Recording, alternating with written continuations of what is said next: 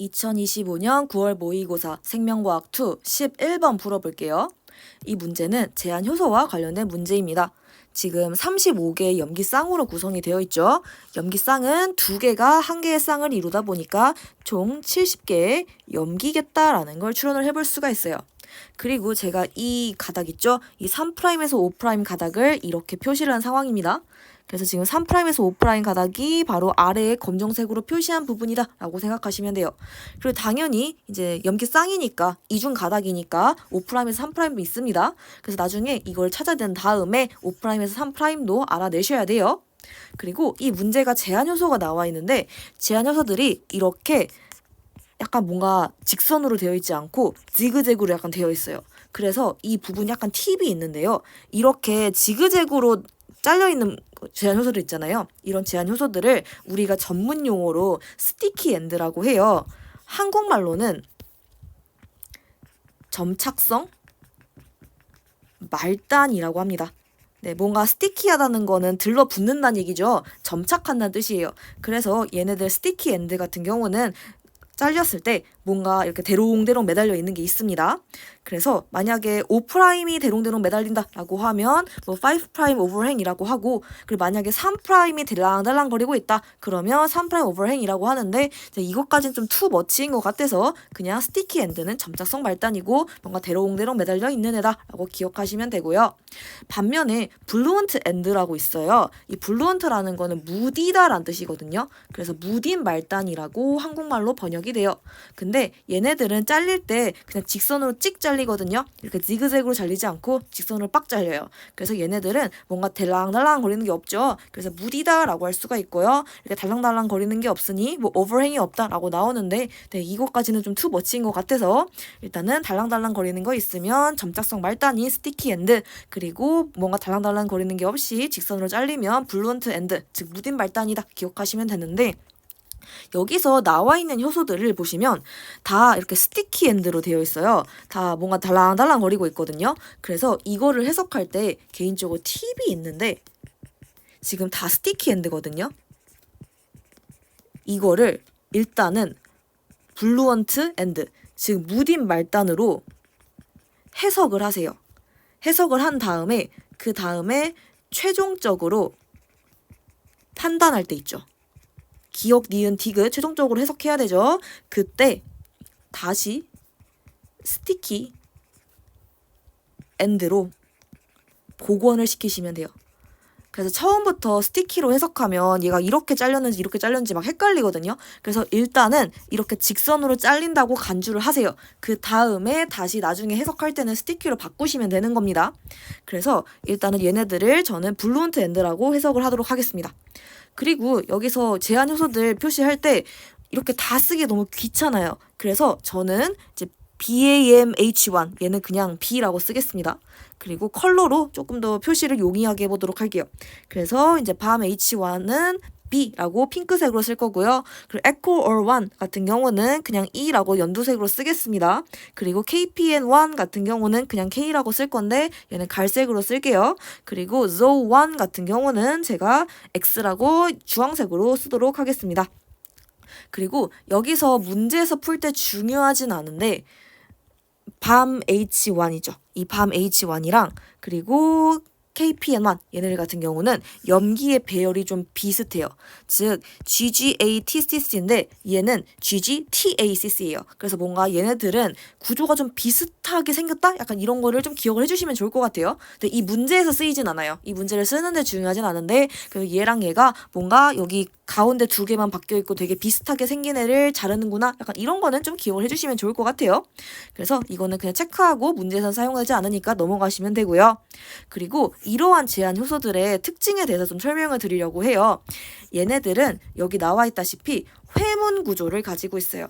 그래서 이 회문 구조라고 하는 걸 영어로 펠린드롬이라고 하는데, 얘네들은 제한 효소가 인식하는 부위의 특징이다라고 생각을 하시면 될 것 같아요. 왜냐하면 얘네들 같은 경우를 보시면 이렇게 읽을 때 GGATCC죠. 근데 반대편 읽을 때도 GGATCC예요. 얘도 볼까요? 5'에서 3'으로 가면 GAATTC죠. 이쪽으로 읽어볼게요. GAATTC예요. 얘도 마찬가지예요. 이렇게 읽으면 GGTACC인데요. 이렇게 읽으면 GGTACC예요. 얘도 마찬가지입니다. 5'에서 3'을 읽으면 CTC GAG예요. 얘도 마찬가지입니다. CTC GAG예요. 이런 식으로 앞으로 읽나 뒤로 읽나 똑같은 애들을 제한 효소가 인식을 하더라라고 기억을 하시면 돼요. 그리고 이러한 서열들을 바로 회문 서열이라고 한다라고 생각하시면 돼요. 그래서 이제 이거 같은 경우는 이제 문제를 풀 때 당연히 중요하진 않지만 그래도 이 부분은 이제 이론적으로 중요한 내용이기 때문에 회문 구조다. 그리고 이러한 회문 구조를 가진 서열을 회문 서열이라고 한다라고 기억을 해주시면 돼요. 그러면 이제 본격적으로 문제를 풀어보도록 할게요.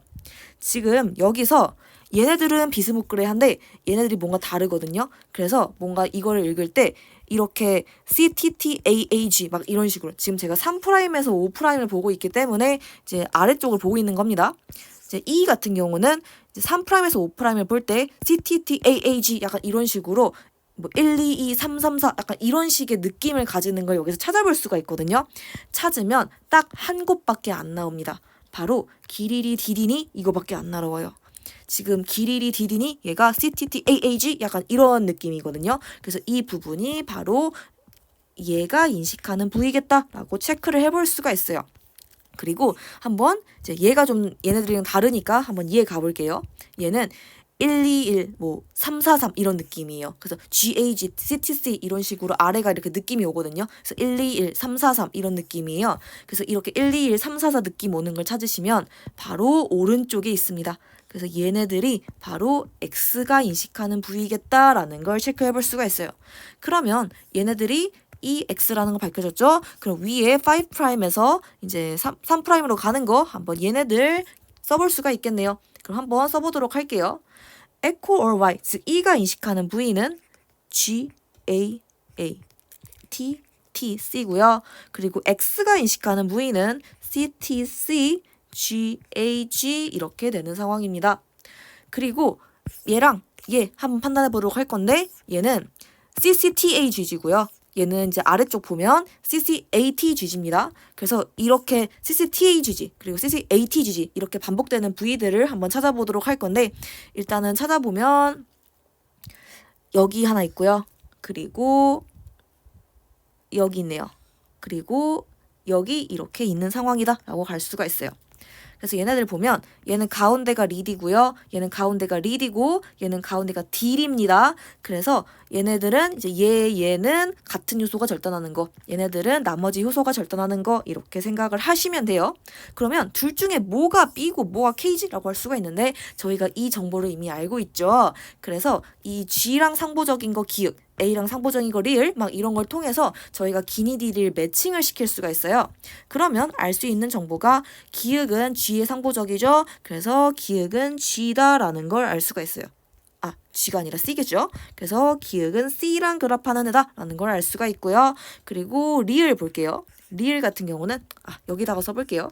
리을은 A의 상보적입니다. 그래서 리을은 T민이다 라는 걸 알 수가 있고요. 그리고 니은이랑 디귿을 볼 건데 디귿은 T의 상보적이니까 디귿은 A라고 할 수가 있고요. 니은 같은 경우는 C의 상보적이죠. 그래서 니은은 G다 라는 걸 알 수가 있어요. 네, 기니들이 다 구했죠. 그러면 상보적인 거 서열 다 쓸 수 있겠네요. 그럼 상보적인 서열 다 써보도록 하겠습니다. 그럼 얘는 CAG, GAT, C 이렇게 되는 상황이고요. 그리고 오른쪽 한번 가볼게요. 지금 리을인 T니까 여기 항보적인 건 A. 그 다음에 얘는 GG, AT, CC 갈 수 있고요. 얘는 GG, TA, CC 갈 수 있고요. 뒤에는 GC겠다라는 걸 알 수가 있어요. 그러면 GGATCC죠? 그러면 B네요. 그래서 여기는 B가 인식하는 부위였겠다. 그래서 여기는 핑크색이었겠네 라고 할 수가 있고요. 여기도 마찬가지네요. 여기도 B 인식하는 부위다 라고 할 수 있고요. 그럼 남은 건 K죠? 그래서 여기는 K고 갈색 부분이었다. 이렇게 체크를 할 수가 있습니다. 그 다음에 저희가 이거 스티키 엔드로 보지 않고 블론트 엔드로 본다 그랬죠? 그러면 저희는 직선으로 잘린다고 생각을 할게요. 이게 조금 더 계산이 편리해서 그럽니다. 그러면 다 직선으로 잘린다. 이렇게 간주를 하고 문제를 풀어보도록 할게요. 네, 다 직선 이렇게 되어 있는 상황입니다. 그리고 이걸 통해서 저희가 A, B, C, D 매칭을 시켜볼 수가 있어요. 일단 지금 A를 썼더니 조각이 딱 2개가 생성된대요. 그러면 조각이 2개가 생성되고 싶으면 한 번만 잘라야겠죠. 그럼 한 번만 자르니까 적어도 B는 아니겠다라고 볼 수가 있겠습니다. 그런데 염기 개수가 22개, 48개 이렇게 쪼개져야 되는 상황이에요. 그러면 딱 쪼개졌을 때 지금 예를 들어서 1, 2, 3, 4, 5 다섯 번째가 쪼개졌다라고 하면 여긴 염기가 10개예요. 만약에 여기가 쪼개졌다 하는데 1, 2, 3, 4, 5, 6, 7, 8, 9, 10, 11이에요. 11이면 여기는 이중가닥이니까 총 염기는 2배인 22개가 됩니다. 그래서 여기서 5개 잘랐으면 10개, 그리고 만약에 여기서 11개 잘랐으면 최종적으로 곱하기 2 해서 22개가 된다라고 볼 수가 있어요. 네, 이미 22개가 나와 있네요. 그러면 E가 바로 A였겠다라고 체크를 해볼 수가 있습니다. 그리고 얘는 일단 모르겠어요. 그러면 일단 넘어가 보도록 할게요. 넘어갔을 때 이번에도 한 번만 잘라야 된다고 합니다. 한 번만 자르는데 이번엔 10개, 60개네요. 근데 여기를 자르자니 지금 안 돼요. 지금 여기를 자르니까 3조각 나와요. 지금 2조각이죠? 안 됩니다. 그러면 한번 여기를 잘라보자 라고 갈 수가 있는데 여기 자르니까 10개 조각 나오네요. 네, 이렇게 맞습니다. 그래서 C는 바로 K였다라는 걸 알 수가 있어요. 그러면 나머지가 지금 B 아니면 X인 상황인데 지금 3개 잘라야 되죠. 3개 잘라야 되다 보니까 B겠다라고 봐줄 수가 있습니다. B 하나만 써야 지금 3개로 자를 수가 있어요. 근데 이제 사실 얘네들 같은 경우는 B 말고 예를 들어서 E 하나, X 하나 막 이런 식으로 되면 3조각 될 수 있잖아요? 라고 할 수가 있는데 지금 문제 조건을 보다시피 얘네들은 순서 없이 나타난 것이다 라고 했죠. 그러면 B 하나만 쓴 겁니다. 그래서 E 하나, X 하나 이렇게 쓰는 건 안 되고요. 지금 딱 하나만 썼죠. 하나만 썼다 보니까 나는 B 하나만 쓴 거 해서 총 3조각이었겠다 이렇게 봐줄 수가 있어요. 그래서 하나씩만 썼기 때문에 얘네들은 얘가 바로 B였다 라는 걸 알 수가 있고요. 그럼 이때 생성되는 조각 한번 체크해 보도록 하겠습니다. 일단 여기 같은 경우는 10조각 나오죠. 그리고 이 가운데 부분 같은 경우는 1, 2, 3, 4, 5, 6, 7, 8, 9, 10, 11, 12, 13, 14, 15, 16, 17, 18, 19, 19 이렇게 되네요. 그래서 일단 19 곱하기 2 하니까 얘네들은 38이다 라는 걸 알 수가 있고요. 그 다음에 오른쪽 볼게요. 1, 2, 3, 4, 5, 6, 7, 8, 9, 10, 11 해서 오른쪽은 22개네요. 그래서 각각 조각이 10, 38, 22다 이렇게 체크를 해볼 수가 있어요. 그 다음에 이제 마지막 남은 게 당연히 이제 K겠죠? X겠죠? 그래서 얘는 T다라는 걸 알 수가 있고요. 얘도 조각 세봅시다. 조각 세보면 왼쪽은 1, 2, 3, 4, 5, 6, 7, 8, 9, 10, 11, 12, 13, 14, 15, 16, 17 해서 17 곱하기 2 하죠. 그러면 34개겠다라는 걸 알 수가 있고요. 그 나머지는 이제 총 70개라 그랬죠? 70 빼기 34 하면 36이에요. 36 가시면 되고요. 검산을 위해서 오른쪽 세보도록 할게요. 1, 2, 3, 4, 5, 6, 7, 8, 9, 10, 11, 12, 13, 14, 15, 16, 17, 18 그러면 18 곱하기 2 해서 36개 맞네요. 그래서 이제 D를 잘랐을 때는 이렇게 조각이 된다라고 볼 수가 있습니다. 그럼 마지막으로 5번 볼게요. 5번은 2가지다 라고 나와 있어요. 지금 2가지의 체크를 해볼 거예요. 2가지다 보니까 적어도 얘네들은 지금 B가 들어갔겠다라고 추론해 볼 수가 있어요. 만약에 E, X, K 이렇게 들어갔죠. 그래도 4조각 나옵니다. 근데 4조각 나오고 싶은데 2가지만 첨가를 한 상황이에요. 그러다 보니까 B는 무조건 들어가고 나머지 하나가 들어갔겠다라고 생각해 볼 수 있어요. 그러면 일단은 B 확정 이렇게 갈 수가 있습니다. 그럼 B가 확정이 됐으면 10, 38, 22 이렇게 되는 상황인데 여기서 보면 지금 이 색으로 해볼게요. 10 있고 20이 있어요. 그러면 가운데에 14랑 24로 쪼개져야 됩니다. 그래서 얘네들이 14랑 24로 쪼개져야 된다라고 생각하시면 돼요. 그러면 쪼개질 수 있는 것 중에 가능한 부분이 지금 얘밖에 없거든요. 얘가 이렇게 쪼개져야 이제 왼쪽이 1, 2, 3, 4, 5, 6, 7, 8, 9, 10, 11 해서 왼쪽이 24가 나오고요. 오른쪽은 이제 1, 2, 3, 4, 5, 6, 7 해서 14개가 나옵니다. 그래서 얘네들이 이제 위치가 바뀌어서 만약에 5번을 처리했다라고 하면 B랑 X를 처리한 상황이다라고 볼 수 있고 이때는 이거를 순서대로 표시한다라고 하면 10, 24, 14 10, 24, 14 맞네요. 그 다음에 22개겠다라고 체크를 해볼 수가 있어요. 그러면 이제 문제가 다 풀린 상황입니다. 그래서 그 다음에 가볼 건데 사실 제가 이거 할 때 블루원트 엔드로 해석한 다음에 그 다음에 스티키로 복원하세요 라고 말했던 이유가 염기서열 셀 때 만약에 막 이렇게 막 잘려 있잖아요. 막 이렇게 스티키 엔드로 잘려 있으면 염기 셀 때 여기랑 여기가 개수가 되게 불편해요. 그래서 지금 복원을 하면 그래도 괜찮은데 만약에 처음부터 이렇게 스티키 엔드로 계산했다라고 하면 염기 서열 셀 때 1, 2, 3, 4, 5, 6, 7, 8, 9, 10 약간 이런 식으로 해서 위에는 3개, 아래는 7개 되다 보니까 곱하기 2라는 걸 써먹기가 굉장히 어려워요. 그래서 블루언트 엔드는 그냥 이거 한 다음에 곱하기 2 하면 되잖아요. 근데 스티키 엔드 같은 경우는 여기랑 여기랑 개수가 다르니까 곱하기 2를 써먹기가 어렵습니다. 그래서 일단은 블루언트 엔드로 계산을 하자. 그 다음에 스티키 엔드로 복원하자 라고 하시면 돼요. 그럼 이제로 다시 복원을 해보도록 할게요. 그래서 얘는 복원하면 이렇게 되고요. 그리고 echo or y 즉 e 같은 경우는 복원하면 이렇게 되고요. 그 다음에 x 복원할게요. x 복원하면 마찬가지로 이렇게 되고요. 그리고 갈색 복원해 볼게요. 반대 방향이네요. 이렇게 잘리겠다 라고 볼 수가 있습니다. 그래서 블루언트 엔드로 해석을 한 다음에 이렇게 스티키로 복원을 했다라고 봐주시면 돼요. 그러면 이렇게 다 복원했으니까 문제 풀어보도록 하겠습니다. 기억에서 C는 K니? 하고 물어봤어요. 근데 지금 C 같은 경우는 네, K가 맞네요. 여기 C는 K라고 나와 있네요. 그래서 기억은 맞다라고 가시면 돼요. 그 다음에 니은 볼게요. 2에서 지금 2 같은 경우는 B로 자른 거거든요. 그러면 지금 B로 자른 상황이다 하고 캐치를 하시고 그 다음에 염기 38개인 거 생성되니? 하고 물어봤는데 여기서 B로 자른 거 38개 생성이 되네요. 그래서 니은 맞다 하고 가시면 되고요. 그 다음에 이제 5번에서 만약에 아데닌 개수 몇 개니? 하고 물어봤는데 이때 바로 스티키 엔드로 복원하는 작업이 필수적이에요. 만약에 그냥 직선으로 놔뒀다라고 하면 이거가 틀릴 수 있는 가능성이 존재하거든요. 그래서 반드시 스티키 엔드로 복원해야 디귿 같은 거에서 실수를 안 한다라고 생각해 주시면 돼요.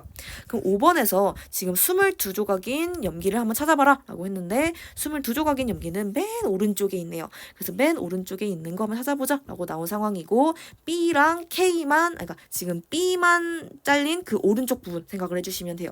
그래서 지금 내가 알고 싶은 부분은 이렇게 해서 이 부분이다 라고 생각해 주시면 돼요. 그래서 지금 이렇게 표시한 부분이 바로 내가 디귿에서 관찰하고 싶은 부위다 라고 체크를 하시면 되는데 우리 아데닌 같은 경우는 디귿이라고 되어 있죠. 그래서 위랑 아래 한번 표시해 보도록 할게요. 위랑 아래가 있는데 위 같은 경우는 아데닌 찾아봅시다 라고 하면 아데닌 이렇게 2개 있네요. 그래서 위에는 아데닌 2개 있고요. 그리고 아래 아데닌 찾아보도록 할 건데 디귿 찾으면 되겠죠. 디귿 찾으면 여기 하나만 있네요. 그래서 이거 1개 가시면 돼요.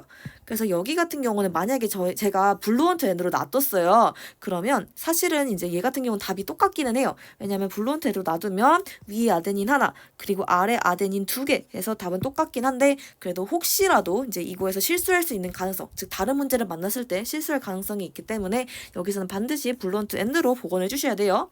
그래서 이 문제는 블루언트 엔드나 스티키 엔드나 결국은 답은 디귿에서 맞다고 할 수 있었다고 할 수 있어요. 근데 만약에 이제 이 블루언트 엔드를 스티키 엔드로 바꾸지 않았다라고 했을 때는 실수를 할 수도 있거든요. 다른 문제에서는 실수할 수도 있기 때문에 이거는 반드시 스티키 엔드로 복원하는 작업을 해주셔야 돼요. 그럼 일단은 2개, 1개 나와 있죠? 그러면 총 3개입니다. 그래서 이거는 답 맞다 가시면 돼요. 물론 블루언트 엔드로 해도 답 3개 맞습니다. 그래도 이렇게 스티키 엔드로 푸는 게 훨씬 정확하고 실수 안 하니까 꼭 복원해 주셔야 돼요. 그러면 이 문제는 기니 D가 다 맞습니다. 그래서 정답은 5번이 됩니다.